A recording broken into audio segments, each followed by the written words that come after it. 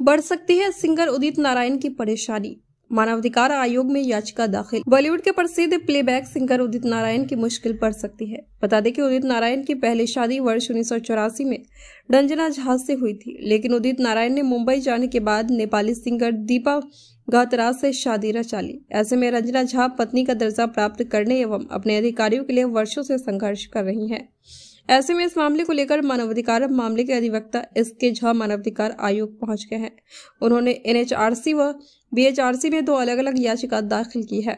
अधिवक्ता एसके झा ने बताया कि भारतीय संविधान के अनुसार पहली पत्नी को बिना तलाक दिए दूसरी शादी करना गैर कानूनी है। उदित नारायण जैसे सेलिब्रिटी के द्वारा इस प्रकार का कदम उठाया जाना महिलाओं के अधिकारों पर कुठाराघात है, जो मानवाधिकार का उल्लंघन है। ऐसे में यह मामला मानवाधिकार आयोग के समक्ष पहुंच गया है।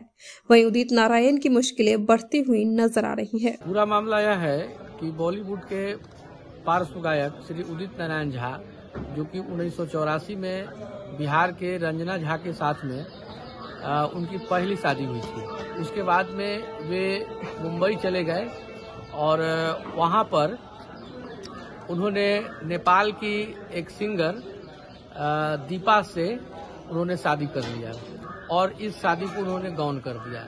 बाद में जब पहली पत्नी रंजना झा को जब मालूम चला तो इसके लिए वे काफी संघर्ष की, लेकिन उदित नारायण झा पहली बार तो इनको पत्नी मानने से भी इनकार कर दिया। जब उस समय का फोटो वगैरह सब जब इन्होंने जब सामने में जब लाया तब उदित नारायण झा ने इस बात को स्वीकार किया कि वो पहली पत्नी है, लेकिन पहली पत्नी को आज भी उदित नारायण झा के द्वारा पत्नी का दर्जा नहीं दिया जा रहा है और उनके अधिकारों से वंचित करने का प्रयास किया जा रहा है, जो कि मानवाधिकार कानून का उल्लंघन है। दूसरी सबसे बड़ी बात यह है कि हिंदू अधिनियम में जो शादी का प्रावधान है, उस शादी में जब तक पहली पत्नी से डाइवोर्स क्लियर नहीं होगा तब तक दूसरी शादी हो ही नहीं सकती है।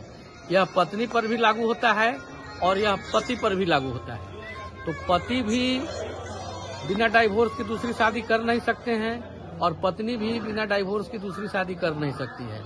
तो यह कानून उदित नारायण के लिए अलग से तो नहीं बनता है कि उदित नारायण बहुत बड़े सेलिब्रिटी हैं तो उनके लिए एक अलग से कानून बन जाएगा और एक सामान्य आदमी के लिए अलग से कानून बन जाएगा।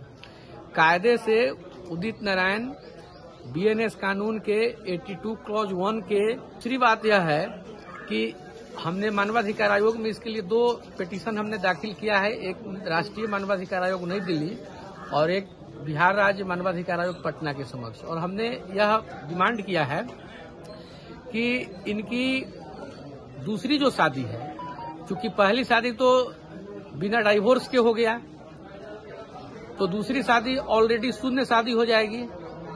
और इतना ही नहीं, दूसरी शादी गैर कानूनी शादी भी मानी जाएगी।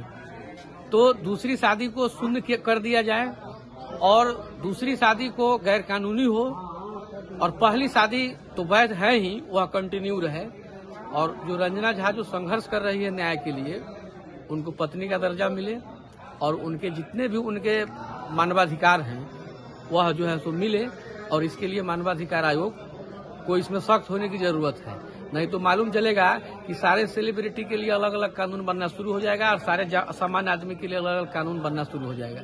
तो कानून का इस पर जो है शिकंजा मजबूत होना चाहिए, इसलिए कि कानून से बड़ा कोई भी नहीं है, चाहे वह देश के सुप्रीम ही कोई क्यों नहीं हो, कानून सबके लिए बराबर।